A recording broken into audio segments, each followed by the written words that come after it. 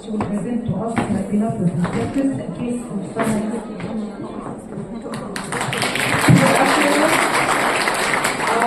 Thank you for the huge pleasure and honor to be here among this esteemed gathering of professors, doctors, and distinguished colleagues. Today I am discussing a case that is unfortunately easily overseen, but is rather serious. CIK is a 1-year-old female patient. She's the first order of birth with no history of NICU admission or previous hospital admission. The family reported that the child has been experiencing vomiting, diarrhea, and fever for 4 days before admission, being admitted to another hospital where she was treated as a case of gastroenteritis with rehydration therapy, antibiotics, and antibiotics. She presented with a persistent fever, altered level of consciousness, and gastrointestinal bleeding characterized by coffee, ground vomiting, and anemia. On the same day of presentation, she developed convulsions followed by onset of right-sided hemiparesis. She finally experienced a rapid deterioration into coma. There is a little bit of history I'm omitting here, suspense, but we're going to get to it later. So on examination, her vitals and perfusion indices were pretty much within normal except for a slightly high temperature.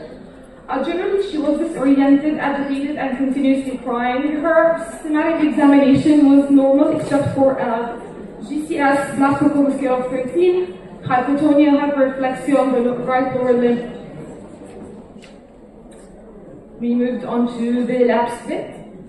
I was planning to, this color was not normal in red, so actually everything was abnormal in her labs. She had an affected CDC indices, as you can see, severe metabolic acidosis, and pretty much deranged liver function results. The enzymes, the bilirubin, everything was shooting. This showed affection of the synthetic function of the liver as well. This child was in acute liver failure, as we can see, as well as she was hypoglycemic. By now we had this primary differential diagnosis for what could have caused this picture of acute liver failure. On the top of the list was infectious hepatitis being the most common cause, such as hepatitis A, B, C, and E, Epstein-Barr and cytomegaloviruses, among others, drug-induced liver injuries such as antibiotics, anticonvulsants, paracetamol overdose, among others, metabolic disorders such as mitochondrial defects, urea cycle defects. Wilson, but is not in this age group at all. Autoimmune hepatitis also was excluded because of the age group. It is more common in older children and adolescents. Hemophagocytic lymphohistiocytosis, which presents with persistent fever, hepatosplenomegaly, and this is not the diagnosis. Raised suspicion due to extremely elevated liver function tests, and really digging into the history and asking the mother repeatedly if she had given her any medication, revealed that she was self-medicating the child with paracetamol in addition to that she was receiving in the hospital. So the child was receiving oral paracetamol in large doses in addition to the IV drip. We ordered an acetaminophen level was high. As we can see here, that was 2 days after the overdose. And as she rapidly deteriorated into a state of coma, we ordered serum ammonia, which was also high, as you can see. At this point, a diagnosis of hepatic encephalopathy due to acute liver cell failure caused by paracetamol toxicity was made. A set of other investigations were done to complete our diagnostic workup, such as tank cultures, the full virology panel, set of neurological investigations, in addition to echo and pelvic abdominal ultrasound, all came back normal. This is the lab sheet for the child since she was admitted until she was discharged. Here we can see how deranged everything was and how everything improved by the last day. After 4 days of admission in the ICU, she started to come out of the failure condition. We can see here that the liver enzymes started to improve dramatically with treatment, of course. The INR started to improve, the CDC because she started receiving fresh frozen plasma, platelets, and packed RBCs. Also, the ammonia improved, as we can see in those sheets.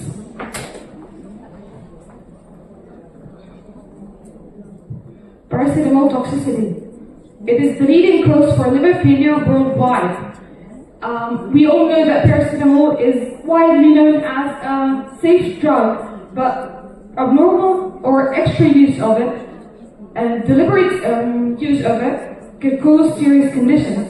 Toxicity in children occurs following a single dose of 150 or 20 milligram per kg in otherwise healthy children aged 1 to 6. We can see that the therapeutic dose is maximum of 80 milligram per kilogram per day. These are the stages of paracetamol toxicity. Actually, paracetamol is silently hepatotoxic because it doesn't, the child could look very normal within the first and second stages. You can not really suspect it unless you do the labs.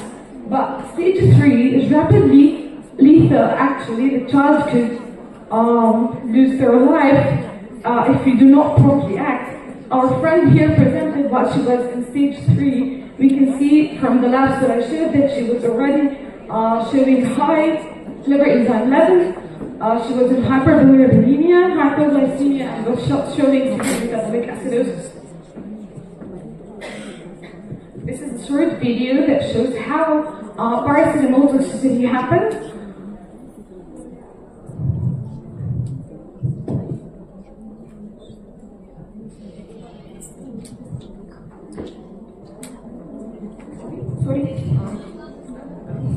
As with most medicines, however, in the uncommon setting of acute acetaminophen overdose, for example, ingestion of 7.5 to 10 grams in 8 hours or less, the amount of NAPQI produced may increase markedly, and the amount of glutathione available may become insufficient to conjugate the NAPQI.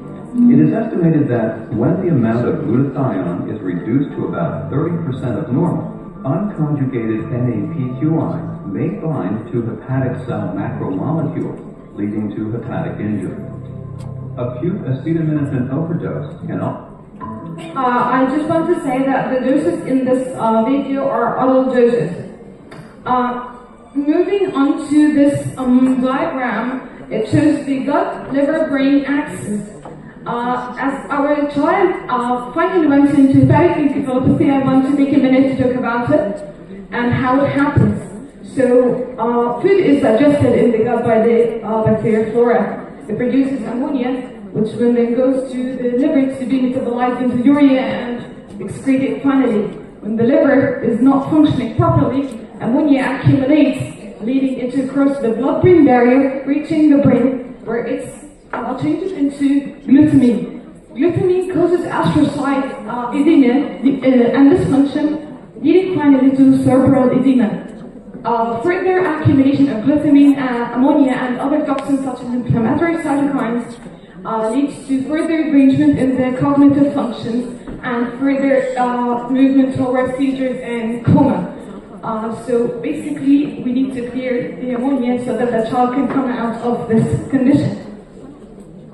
This chart shows the types of hepatic encephalopathy, but our friend here is a type A hepatic encephalopathy because it happens second to acute liver failure. I'm not going to go deeper into it.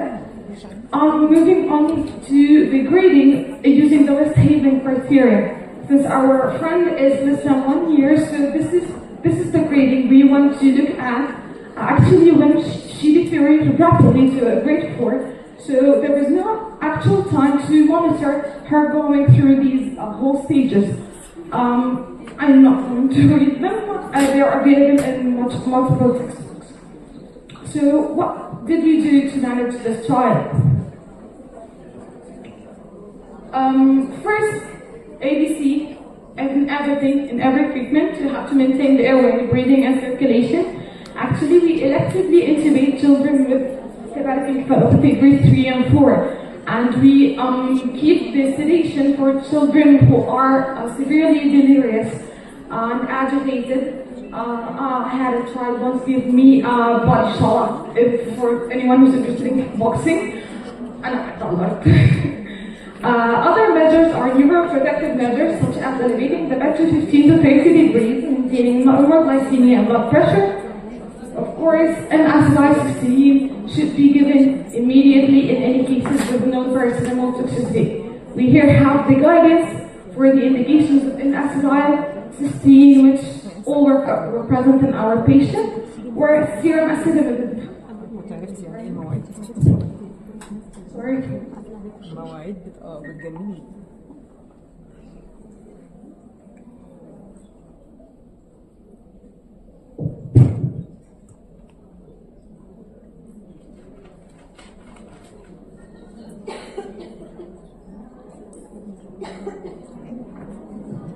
Where serum acetaminophen level was within toxic range according to the Rimac nomogram, and acetyl para-aminophenol level greater than 10, a dose of acetaminophen more than 140, abnormal labs, and ingestion with any evidence of liver injury, and that's what was here in our case. Of course, empirical broad spectrum antibiotics were started. Specific measures to decrease the production of removal of ammonia and removal of ammonia were done, and that's how you come out of the encephalopathy part. That's done by restricting protein to 2 grams per kilogram a day, giving lactulose in an oral lactulose. Lactulose is a disaccharide that traps ammonia in the gut and prevents it going into the circulation by 2 ways, by trapping it into the acidity and preventing it and decreasing its production. Neomycin also functions in the same way, as it acts directly on the colonic bacterial flora and decreases the production of ammonia. Cerebral edema management is done through, of course, look out for the signs of increased intracranial tension. Use boluses of mannitol, but never give IV infusion of mannitol because it increases the serum osmolarity, causing viruses, and further decrease of intravascular volume.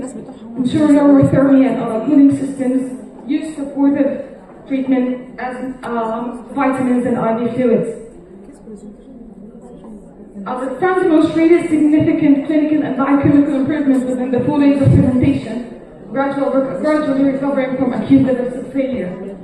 She was discharged 2 weeks later in a stable condition, having regained full consciousness.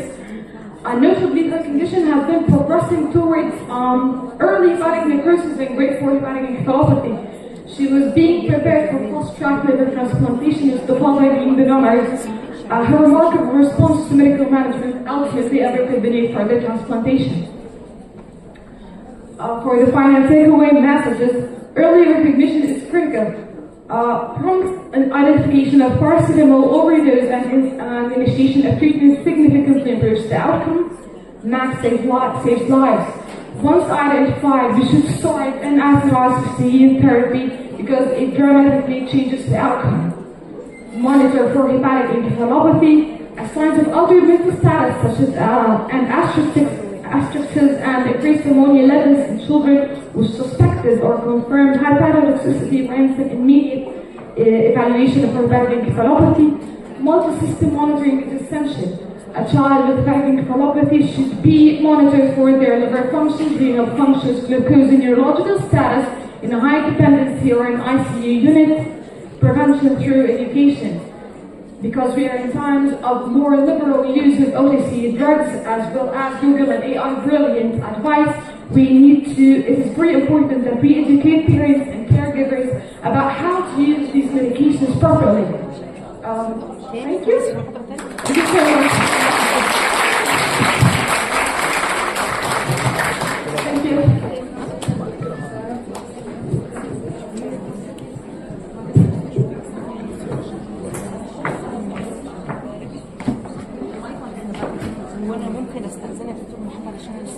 يا باشا انت حضرتك اعمل اللي انت عايزاه دكتوره وفاء المبلغه، لكن حضرتك عايزاه طبعا انا تمام.